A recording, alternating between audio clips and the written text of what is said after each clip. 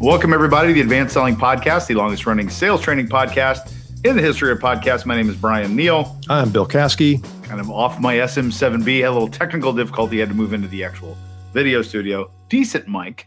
Just still not the depth of the What is it? SM7B. It's a Sennheiser remote. It's like this one. It's right above my head. Oh, okay. So it's not even on anywhere near my face. So it sounds pretty good. Yeah. Given the fact that it's a remote directional mic. And it's not the SM7B. It's a boom. Is it a boom mic? It is. It's a boom. Okay. Yeah, you can put it down the shot. See, it's got that little I can see curly it. Q thing on there. Keep it out of the shot, though. Yeah, seriously. I'm going to screw it all up now. That's what we get. And we talked. You take your, you go on the road. You take your roadcaster with you and your stuff, and you hook it back up just like it was, exactly like it was. Same port, same everything, and it doesn't work. So there's that. Welcome back. Roadcaster is not spelled ROAD. No, so people they're not meant to go on the road. So you've got some fun. You've been on a trip, and you got some other fun news you want to share with our people? Yeah, my daughter, Kara, I think we had mentioned she was pregnant, not anymore. She had a little baby on Sunday. We were actually vacationing in some national parks in the Southwest, and my wife was going to fly to Denver after we were done. The baby was due next Saturday, but they induced labor Friday night. And, it's one of those things that when they induce labor, you're starting to measure the cervix and the opening in 2 centimeters and 3 centimeters and 5 centimeters and all that. Yeah. And so we're texting all through the night, at least my wife is, from 3 a.m. Sunday, 4 a.m. It's going good. Everything's good. Contractions, but back and forth, all this information. And then at 10:30, they went stone silent. Oh, God. For 4 hours. Oh, my gosh. And so she'd had some issues with, is the baby growing? Baby's fine, but it was the baby growing. And so then your mind for 4 hours, when you're not hearing from somebody after every 15 minutes, you're getting an update. And we were texting her husband and getting nothing. And I'm like, and I'm walking around and I'm getting, my mind's going to the movies of death and movies of destruction and all that crap. And then at 12:30 or 2:30, they called and introduced us to Palmer Jane. Little 6 pound, 10 ounce beauty. And I sent Bryan a text picture of her. She was doing an audio to make sure her ears were fine. She had a headset on. I said, ASP Nation, first thing she asked for. Youngest listener in Advanced Selling Podcast is Palmer Jane. I love that name. Isn't that good? That's fantastic. And I love they put Jane in there. That's just so flattering. That's so neat. Yeah. We did one of those guessing things where guess what the name of the baby is. And it starts with a P. She gave us that. Oh, none of us were even close. Is Palmer anything like a family name or anything like that? Or just a cool, and that's a really cool name? Don't know. But I love, I'm so interested in the seasons of the names. You know what I mean? Like I'm Bryan, and like everyone my age is Bryan or Michelle or Stephanie. And then there's Kayla, Kyla, Michaela, that whole crew. That whole generation. One of those. And then I'm back to my kids are Anna, Samuel, Nicola, got a little bit more of that back to. And now you've got, Palmer and. Your names are biblical. Hunter. Your names are. Ours are biblical, actually. Yeah. Anna, Samuel, Edward. And they're all family names in some way, shape, or form, too. Yeah.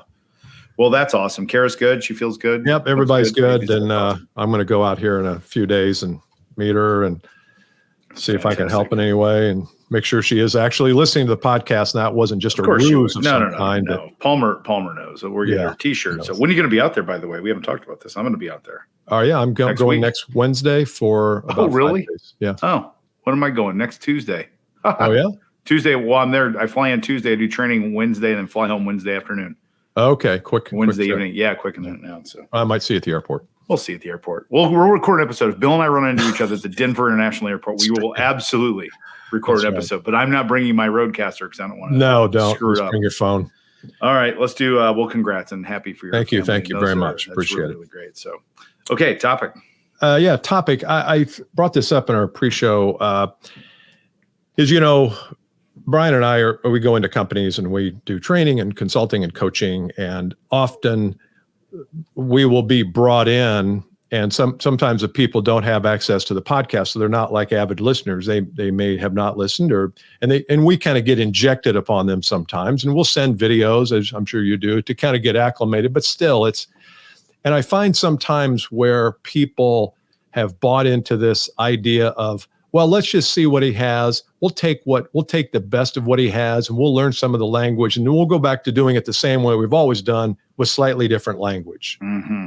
And I know that doesn't work because, and I think you might agree, that our whole system is based on a philosophy and a mindset, not just on language and tactics and words, even though the words are part of it. And our listeners get access to us every week of just not just language. We do some language stuff, but we also do a lot of mindset and strategy and things like that. And so my question to you is, when you have someone who's dabbling and just taking like bits and pieces, because that's how we've been trained to take in new information, just take the best and just, I learned something from everybody. Just get a little bit here and a little bit there. How do you take them from that to going all in on the entire philosophy so they're all in committed versus just dabbling? And I've got some thoughts, but I love this topic because it's so relevant. I find that it happens less than it used to happen, and it still happens. It's a thing. And here's where I think that if I go root cause on this thing, those people who are resistant to going all in on anything are typically fear-based, and they're comfort-based. My guess is, for the most part, not always, the people that are those people that I'm just going to find the one thing, and that most of those people, my guess, would be mid-tier performers. Usually, not always, but usually, because they like to hover in the middle. Yeah. And they don't want to do anything that's too different because they're so fearful. They want to hang on to kind of their security and what they're comfortable with. Where high-performing people can absolutely let go. And you see this, I think, a interesting sports analogy, and I don't play this game, but if you look at golfers, you have dozens, if not hundreds of examples of the most elite golfers on the planet finish a season, go to their swing coach, and 100% completely change how they putt. Yeah. 100%. Now, like, hey, we just watched it. Should I pull the putter back? It's a little bit farther, a little bit. Like, no, you're going to change your grip, your stance, your routine. Everything's changing because you didn't putt the way you wanted to putt last year. That's what a pro does. It's a good analogy. And I think that's where the root cause of this starts in people's love for mediocrity. There's an NFL coach who uses this phrase. I just love. I've been around him in practice and stuff. He says, a lot of people say this: humans seek comfort. It's natural for humans to seek comfort. And part of me seeking comfort in this example is you come and build to my company, and I'm a middle to upper middle performer, and you start to teach me this new way of thinking. And the only thing I grasp is a little emotional question you taught me of, like, why is this such a problem? I'm like, oh, that's a good question. I'm going to start using that, Bill. Thanks a bunch, man. I'm going to start using your question. They say that, right? Yeah. It's like, I'm going to start using your question. Yeah. I really like that one. Like, you need some sort of validation that what you're teaching is okay. That's where I think the root cause is. Yeah, I think that is. And we hear a lot of times people say, oh, I listen to your podcast, and I listen to Will Barron, I listen to John Anthony Iannarino. Yep. I listen to Jeb Blunt. Listen to 7 or 8 podcasts. And I will tell you, I think it's great that you get exposed to all those different philosophies, because to me, every person on that list has a philosophy. I don't think they talk about it as much as we might talk about our philosophy, but my recommendation is to find one and go all in on it. Yeah.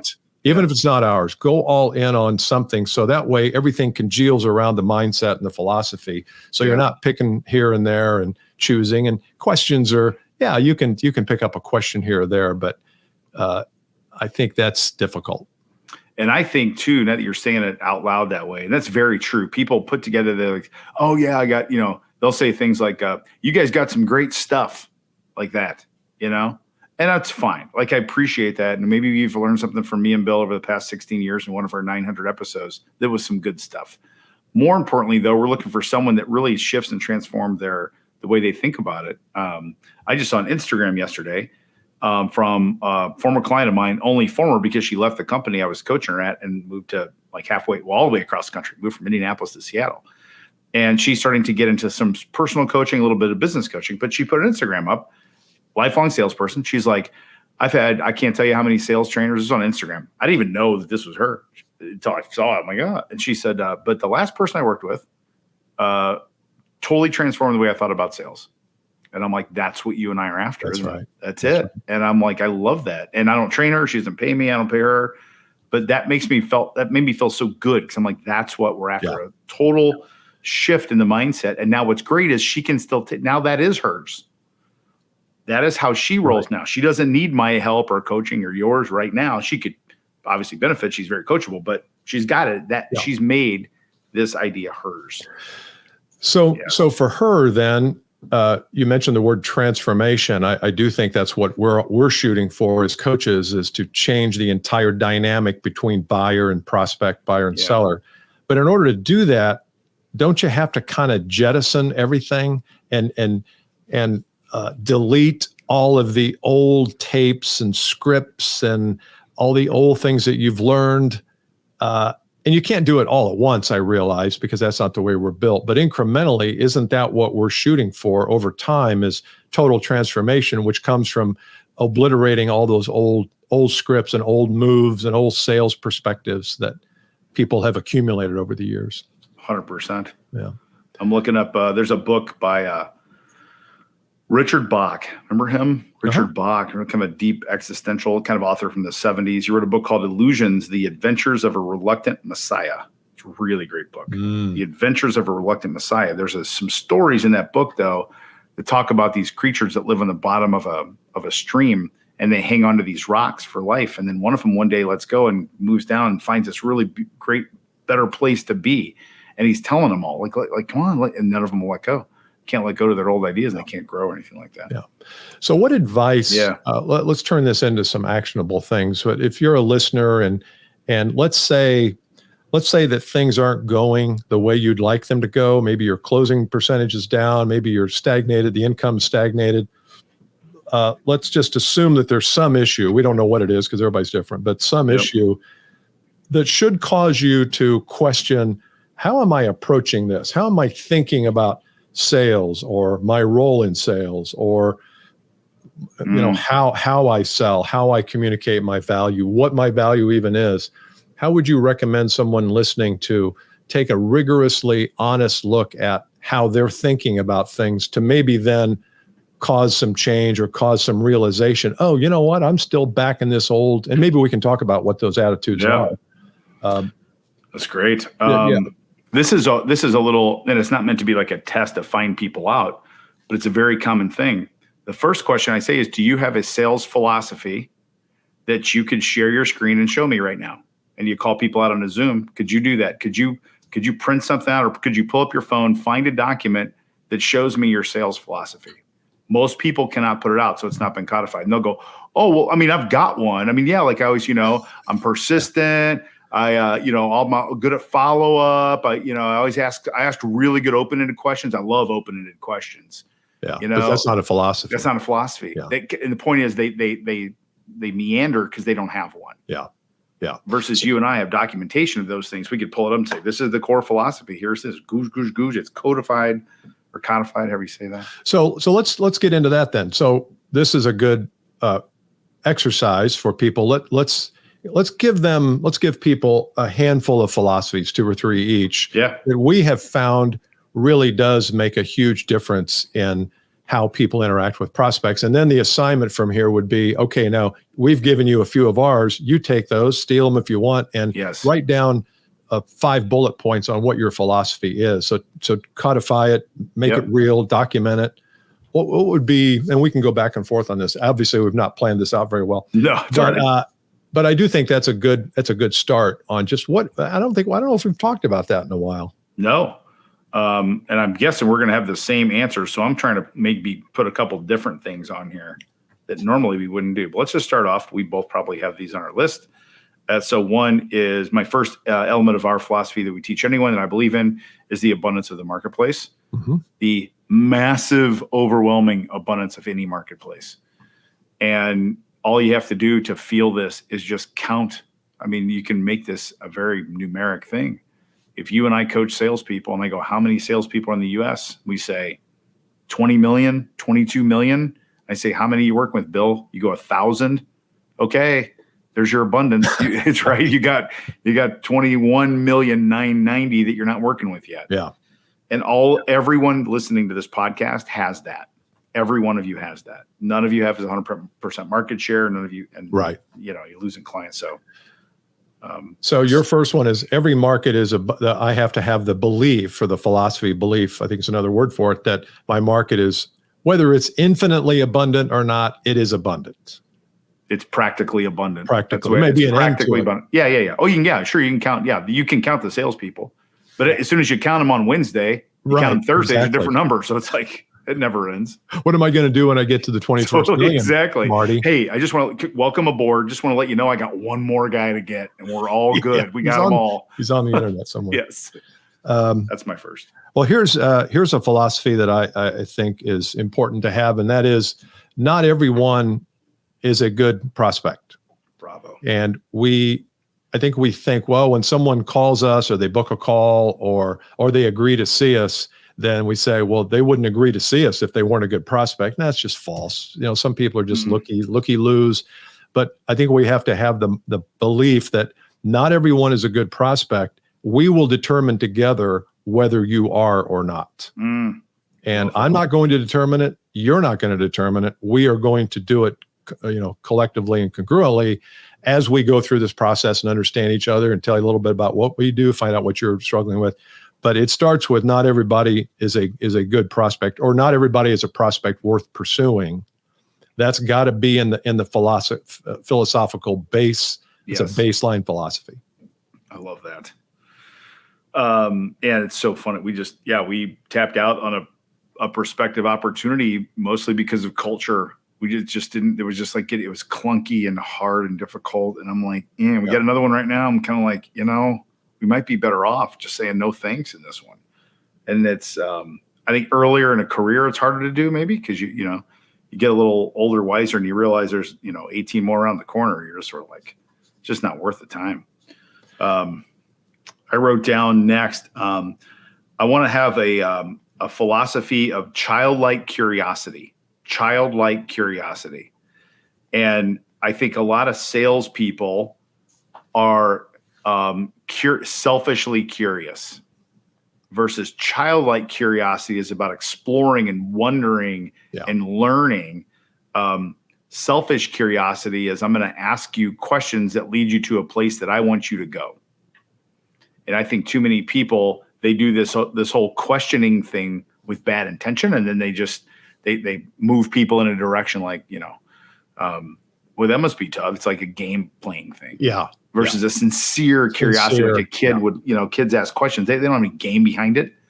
They're literally just wondering, like, why is that? You know what I mean? What is it? I like the word wonder almost better than curiosity. I know we've used that word back and forth, and maybe they're the same, but I think that what childlike wonder is like, well, how does this work? And what happens if this happens? And if you're around kids, 5 to 15, they have that. And then we beat it out of them because all we want are answers. The school system is set up to what's 2 plus 2? Oh, it's 4. There's no curiosity there. None. No, and don't question anything. This is how you must behave.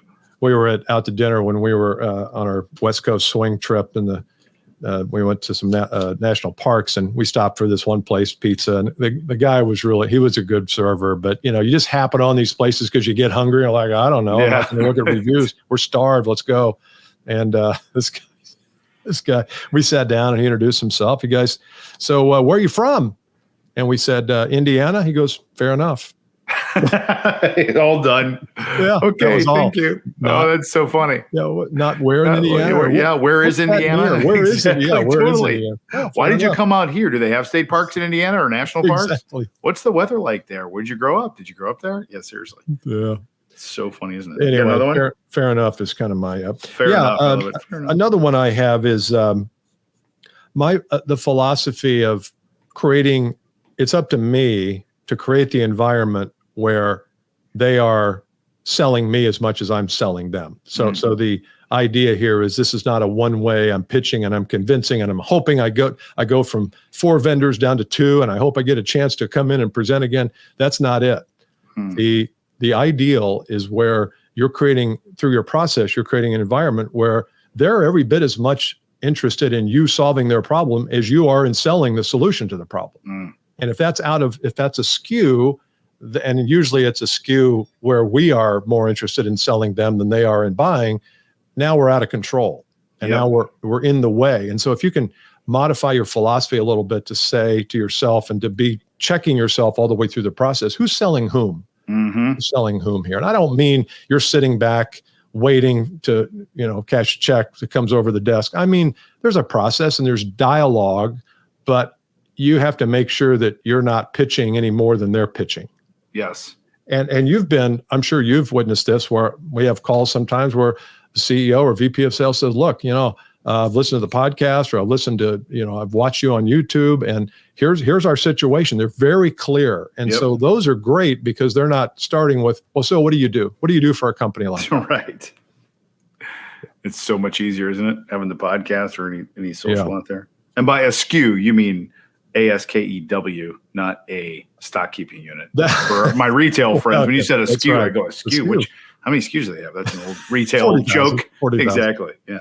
It's a P&G joke. It's a nice category. I mean, it's got a category. We're probably carrying about 850 SKUs or something.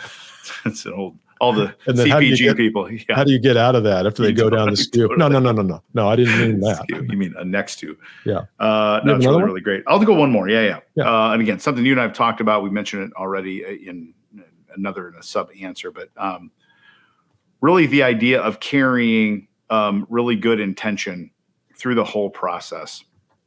And if there's one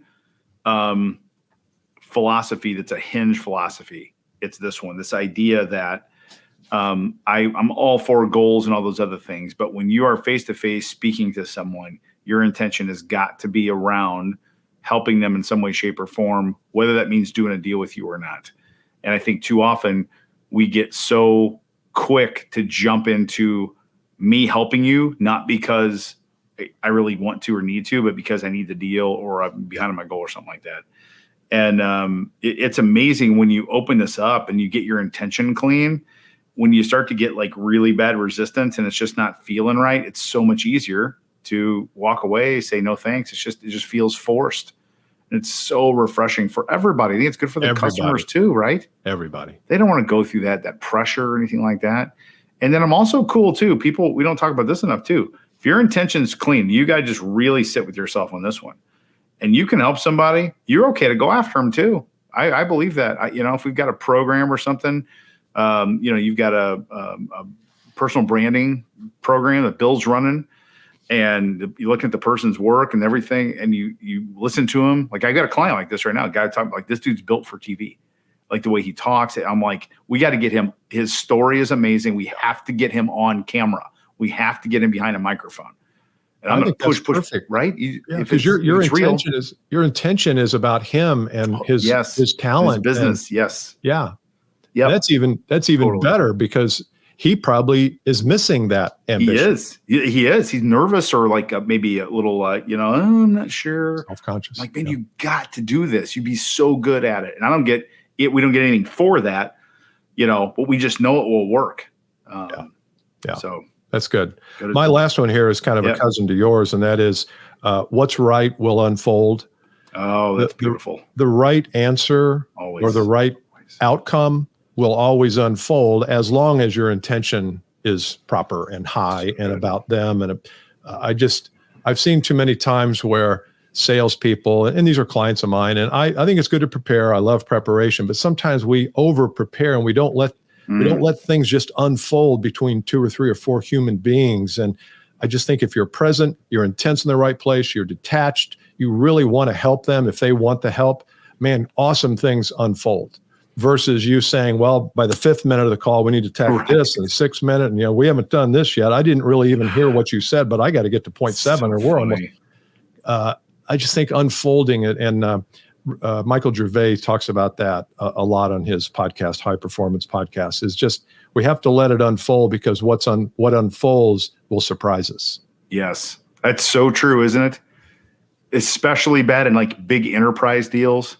Like we're going to go pitch Procter & Gamble. Okay, let's mark it. Let's practice it again. Okay, at the 3-minute mark, Bill, I'm passing to you. You're going to take them through the data and the stats. Okay, then flip it back to me. We'll go through the fan. Okay, let's go rehearse it again.